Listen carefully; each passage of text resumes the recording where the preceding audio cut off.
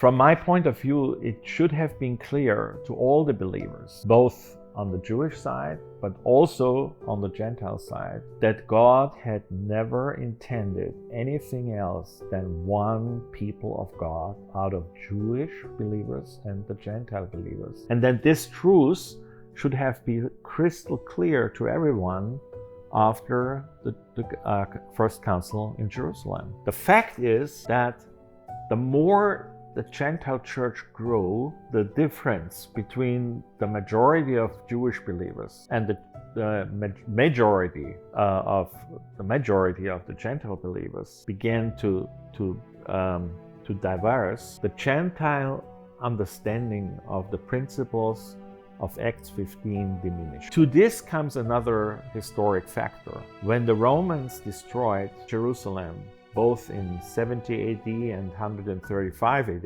and the time afterwards when the Romans declared the Jewish people in general as the enemies of the empire, everyone in the empire tried to not be too much connected with Jews. And this had a lot of effect for the Gentile Christians in their relationship to their Jewish brothers and sisters, because the more they took the distance, the more they were safe for themselves.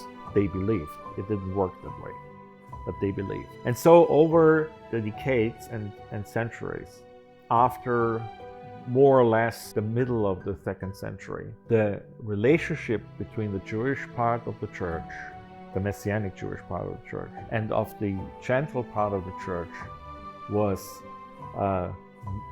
minimized and minimized.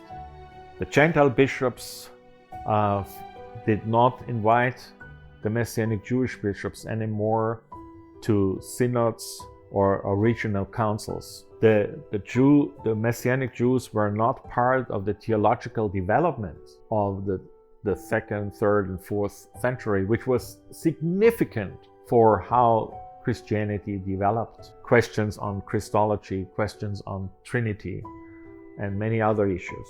The Messianic Jews were isolated, marginalized, and finally, in the latest, in the end of the 4th century, maybe the beginning of the 5th century, they ceased to exist.